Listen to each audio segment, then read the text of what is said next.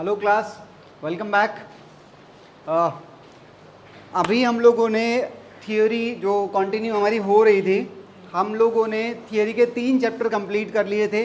Meaning and objective वाला, basic accounting terms and accounting principle, जिसका नाम था थियोरी बेस ऑफ अकाउंटिंग।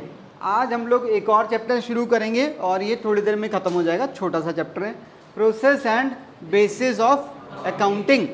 पूरा नाम ढंग से पढ़ लो, process and basis of accounting. चलिए ज़रा, अगर मैं चैप्टर को डिवाइड करूं तो ये 2 पार्ट्स में बटिया, process of accounting and basis of accounting.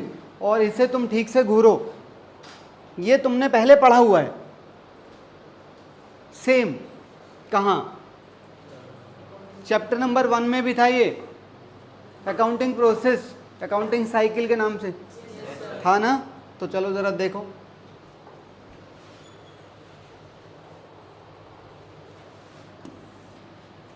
हाँ जी, accounting process can be defined as sequence which starts with identification and कह रहा है यहाँ से शुरू होता है और ख़त्म कब होता है?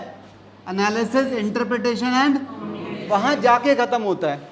और तुम्हें ये पूरा प्रोसेस पहले से पता है। लो, सबसे पहले आइडेंटिफिकेशन होता है, उसके बाद उसी का मनी में मेजरमेंट होता है। फिर आप लोग क्या करते थे? जर्नल में या सब्सिडरी बुक्स में रिकॉर्ड करते थे। पर इससे पहले अब एक और स्टेप जुड़ जाएगा, प्रिपरेशन ऑफ वाउचर। तो ये मैं बता दूंगा अभी। इसके बाद आप बनाते थे लेजर, इसके बाद आप बनाते थे फाइनल अकाउंट्स, और उसके बाद होता था एनालिसिस एंड, इसे क्या बोलते थे हम लोग हिंदी में? समझना एंड समझाना, समझना एंड, और उसके बाद इंफॉर्मेशन लोगों को कम्युनिकेट करना। बस यही काम होता था यार, आया ना? तो इसमें कोई ऐसा स्टेप है जो आप लोगों को नहीं आता है? बताओ, ये पता है? वैसे मैंने ये भी पढ़ाया हुआ है। कहाँ पे? चैप्टर नंबर 2 के अंदर, बेसिक अकाउंटिंग टर्म के अंदर। वाउचर क्या होता है? जब आप कोई ट्रांजैक्शन कर रहे हैं, मान लो आपने कोई मशीन खरीदी है, तो मशीन के साथ में बिल आया होगा। उस बिल की एंट्री ऐसे ही नहीं डाल देता अकाउंटेंट, उस बिल के साथ में एक और कागज़ लगाया जाता है, उसे बोलते हैं वाउचर। उस कागज़ का क्या फ़ायदा है? उसके ऊपर लिखा जाता है कि कौन सा अकाउंट डेबिट होना है और कौन सा अकाउंट क्रेडिट होना है। फिर उस बिल को और वाउचर को स्टेपल करके फिर फाइल में लगाया जाता है। समझ आ रही है मेरी बात? तो वाउचर बेसिकली क्या है? वाउचर एक ऐसा डॉक्यूमेंट है जो ये बताता है कि कौन सा अकाउंट डेबिट होना है और कौन सा अकाउंट क्रेडिट होना है। क्लियर है मेरी बात? ज़रा इसके कुछ क्वेश्चन हैं, आप एक बार रीड करो और मुझे बताओ आपको कोई डाउट है तो।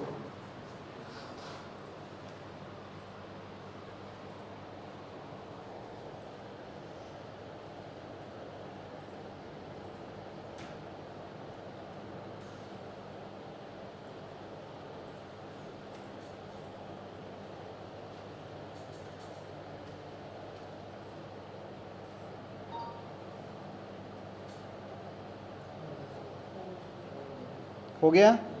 कोई डाउट नहीं है? पक्का? चलिए ज़रा, चैप्टर का एक हिस्सा कंप्लीट हो गया है।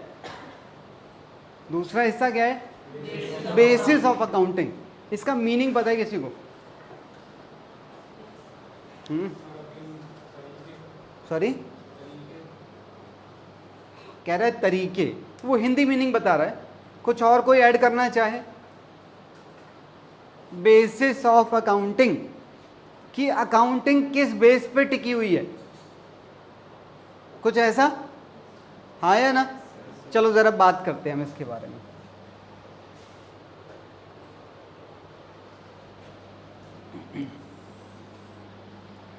अच्छा चलो, मुझे एक ज़रा बात बताओ, 1 मिनट पीछे जा रहा हूँ मैं ज़रा, ठीक है?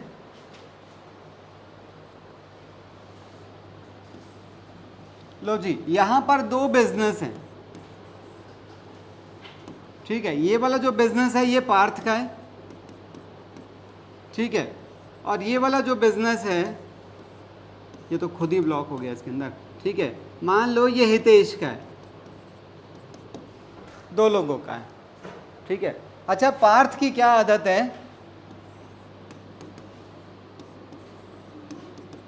दोनों यहाँ पर अपने फाइनल अकाउंट बनाएंगे। पार्थ क्या करता है, कह रहा है जैसे मान लो एग्जांपल ले लो, किसी खर्चे का एग्जांपल ले ले, रेंट का ले लूँ, इसके लिए भी रेंट खर्चा है, इसके लिए भी रेंट खर्चा है।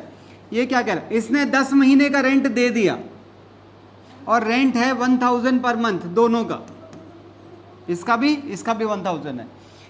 10 महीने का रेंट दे दिया, 2 महीने का भी नहीं दिया है, इसकी एंट्री डलेगी हाँ या ना? Rent account debit to cash, इसकी rent account debit to rent.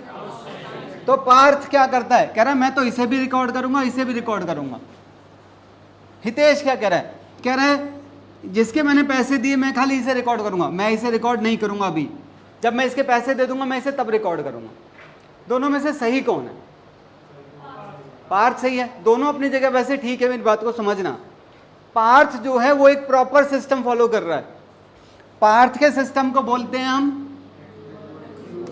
Accrual basis, accrual basis follow कर रहा है। और हितेश कैश बेसिस फॉलो कर रहा है। मतलब हितेश खर्चे को खर्चा कब मानता है, जब पैसे चले जाते हैं, और पार्थ खर्चे को खर्चा जब मानता है जब सर्विस ले लेता है। अब इनकम के लिए भी दोनों ऐसे ही करते हैं। ये इनकम को इनकम कब मानेगा, जब वो कमा ली है, पैसे मिले हों ना मिले हों कोई फर्क नहीं पड़ता। और ये इनकम को कब इनकम मानता है, जब पैसे मिल जाते हैं। अच्छा, दोनों में से तुम्हारी नज़र में पर्सनल ओपिनियन पूछ रहा हूं, दोनों में से ठीक कौन सा है? वैसे दोनों ठीक है, पर तुम्हारे हिसाब से ज्यादा बेटर कौन सा है? पार्थ वाला ज्यादा बेटर है ना। इसीलिए legally as per companies act कहती है हम इस वाले को सही मानेंगे, इसे हम गलत मानते हैं। फॉलो कर रहे हो, कोई दिक्कत नहीं, तुम्हारी मर्जी है, बिजनेस तुम्हारा है। कह रहा पर हमारी नजर में ये वाला सही है। समझ आ रही है मेरी बात? ठीक है, तो जरा इसके ऊपर हम बात करते हैं।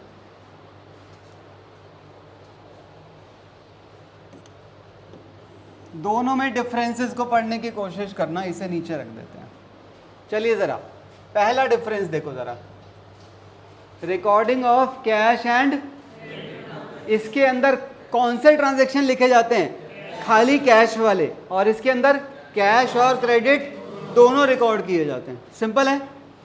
चलिए जरा रिकॉर्डिंग ऑफ इनकम, इसके अंदर इनकम कब रिकॉर्ड की जाती है, जब पैसे मिल जाते हैं, और इसके अंदर इनकम कब रिकॉर्ड की जाती है, जब पैसे कमा लिए जाते हैं, जब इनकम कमा ली जाती है। पढ़ो जरा दोनों को।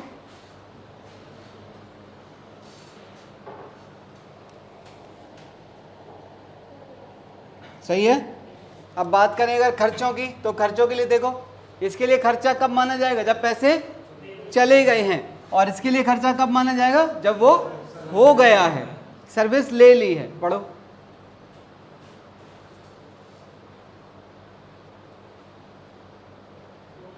ठीक है, अभी पहले ये वाला पढ़ो।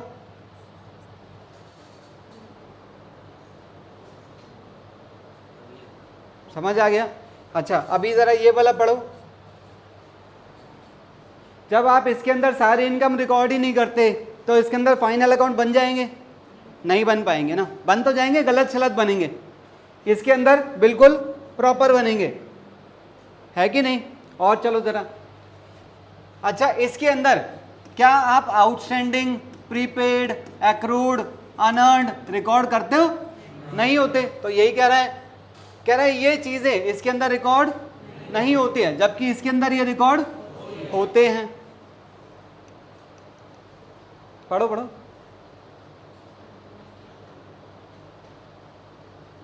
आसान है।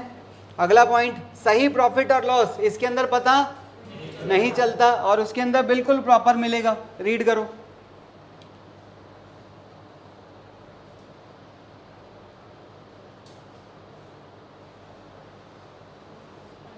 समझ आया? अच्छा, ये वाला जो सिस्टम है ये किसके लिए ठीक है, सुटेबल किसके लिए है? प्रोफेशनल्स के लिए, जैसे कि डॉक्टर हैं, लॉयर हैं, इनके लिए तो ठीक है ये। क्यों भाई? क्योंकि इनके ज़्यादातर इनकम और खर्चे कैश में ही होते हैं।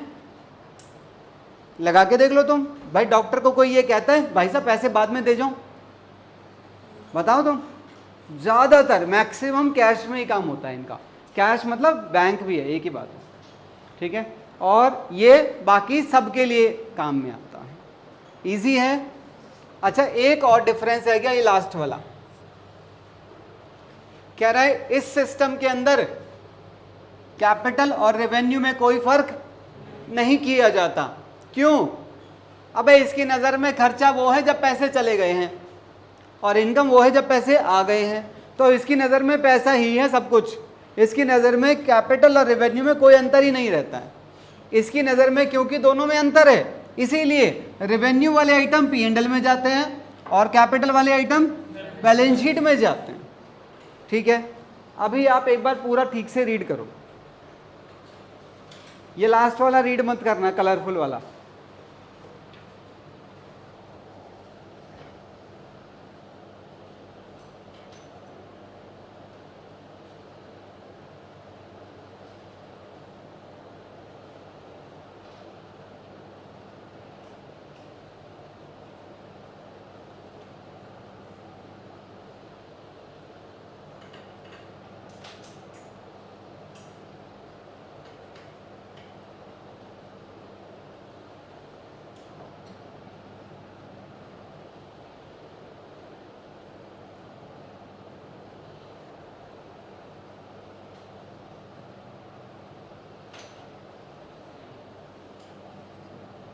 पढ़ लिया? कोई भी डाउट लग रहा है? नहीं?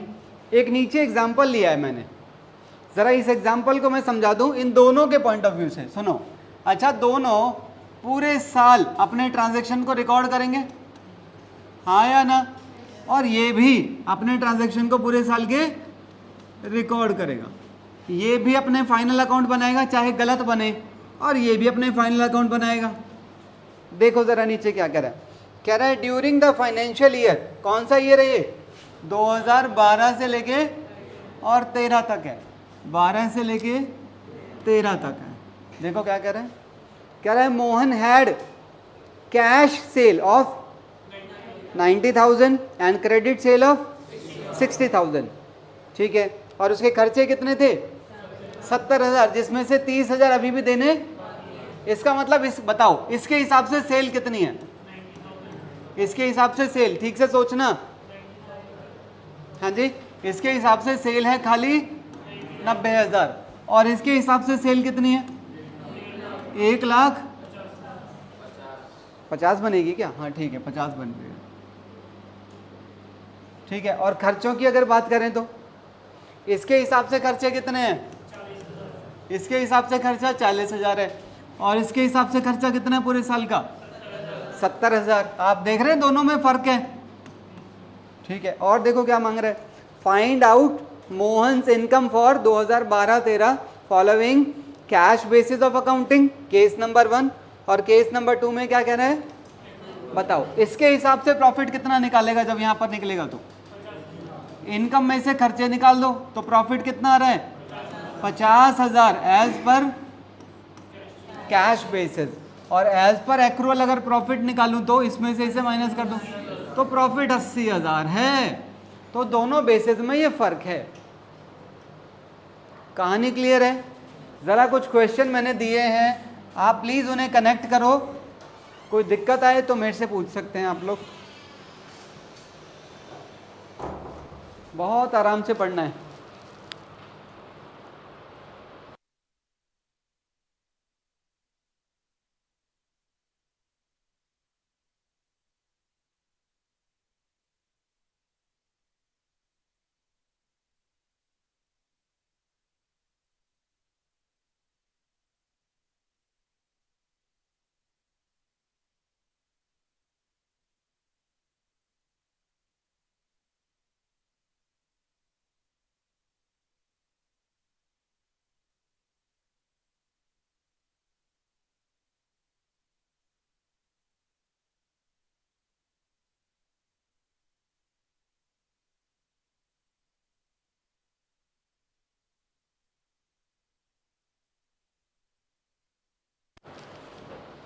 बेटा सारे क्वेश्चन आपके कनेक्ट हो जाने चाहिए।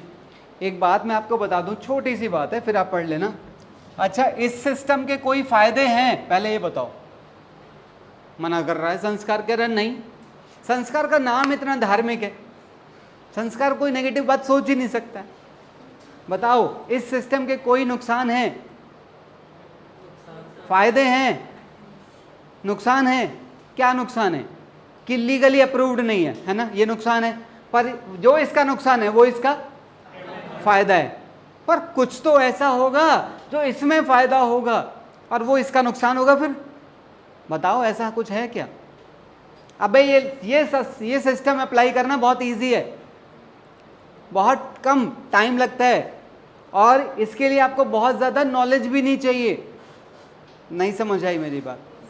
ये सिस्टम अप्लाई करना कहीं ना कहीं आसान है, चीप भी है ये, और ये एक कॉस्टली सिस्टम है। इसके लिए आपको प्रॉपर बंदा बिठाना पड़ेगा, प्रॉपर नॉलेज वाला। ज़्यादा नॉलेज वाला बंदा महंगा भी मिलेगा। तो जो इसके एडवांटेजेस हैं वो इसके डिसएडवांटेजेस हैं, और जो इसके एडवांटेजेस हैं वो इसके डिसएडवांटेजेस हैं। कहानी आएगी याद? अब पढ़ो।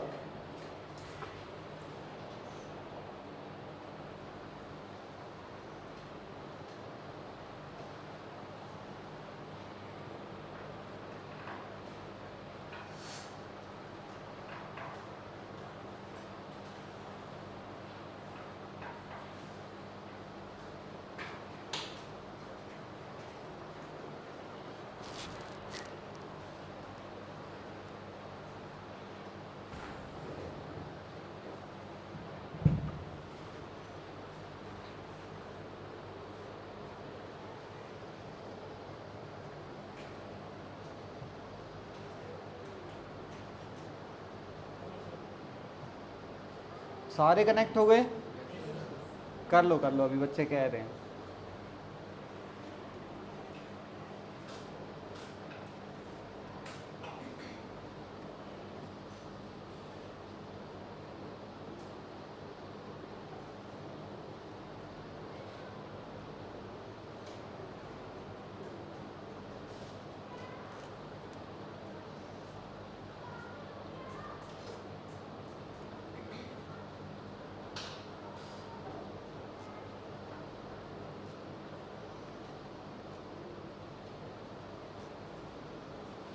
हो गया बेटा? किसी का बचा है? चलिए आगे बढ़ते हैं। ये हैं इस चैप्टर के कुछ एक्सपेक्टेड क्वेश्चन। कोई आपको लगे आंसर समझ में नहीं आ रहा है तो बताना। हाँ चैप्टर खत्म। मैं तो पहले ही कहा था चैप्टर छोटा है। पर छोटे चैप्टर होंगे या बड़े होंगे, एक दिन में एक ही चैप्टर होगा, दो नहीं कराए जाएंगे। ठीक है? मर्सेंटाइल नहीं बेटा, इट इज़ मर्केंटाइल। ठीक है, कोई बात नहीं, प्रोनाउंसिएशन हो जाता है, कोई बड़ी बात नहीं है। किस सिस्टम को बोला जाता है मर्केंटाइल सिस्टम? कौन से वाले को बोलते होंगे सोचो। एक तो कैश बेसिस है और एक एक्रूअल है। एक्रूअल वाले का दूसरा नाम है ये। ठीक है?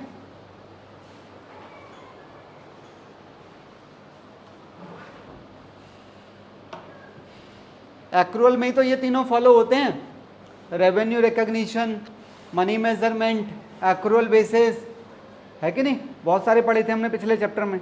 तो ये सारे जो थे, अब जैसे मैं कहूँ मनी मेजरमेंट, तो मनी मेजरमेंट हमारा वैसे दोनों में फॉलो हो रहा है, कैश बेसिस में भी और एक्रूअल में भी। पर वो हमसे किसका पूछ रहा है?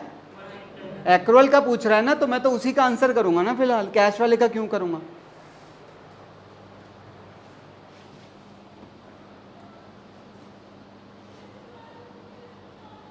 सेकंड का आंसर क्या दोगे? अबे यस होगा, नो क्यों कह रहे हो भाई? कौन बोल रहा है नो?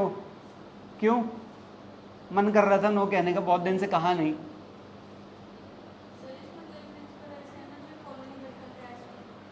बेटा वही तो ये कह रहा है कि क्या कैश बेसिस किसी भी गैप को वॉयलेट करता है, तोड़ता है? हाँ बहुत सारे रूल तोड़ देता है वो तो।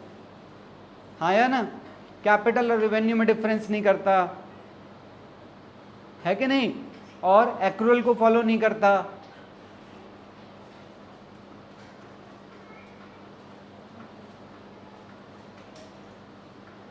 पांचवे का आंसर क्या होगा?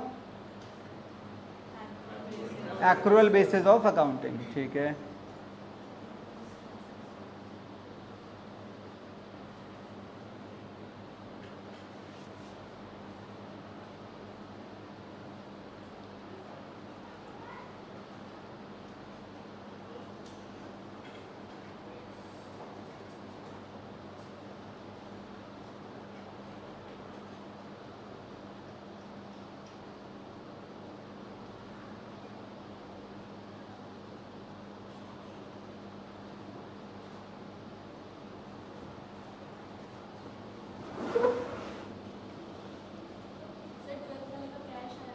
ट्वेल्थ वाले का, हाँ, कैश।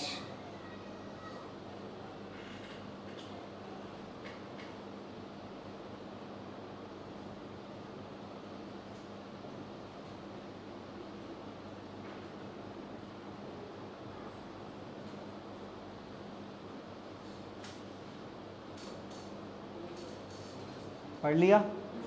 सारे पढ़ लिए? गुड।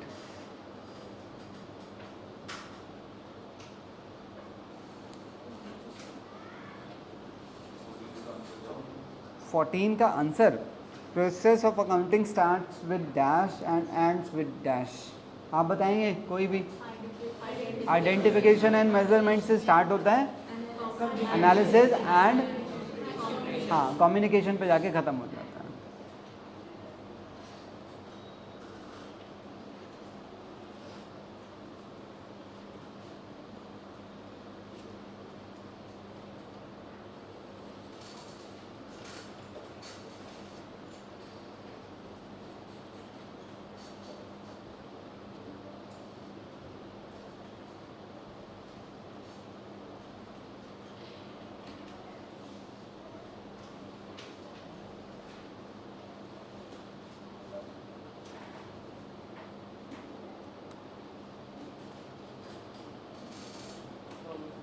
हो गया? लास्ट वाला समझ आ गया? ठीक है, तो चैप्टर मेरी तरफ से कंप्लीट है। आप लोगों का काम ये है कि आप लोगों ने चैप्टर एक बार बुक से रीड करना है, बस लर्न मत करना। मैं हमेशा की तरह यही कहूँगा, हमारे अकाउंट्स में लर्निंग के लिए कोई जगह नहीं है भाई, ठीक है? क्या हुआ? तो बेटे गिर जाते हैं, कोई बात नहीं, थोड़ी देर क्या हो जाता है। चलो ठीक है, तो हमारा ये चैप्टर यहीं ख़त्म हो जाता है।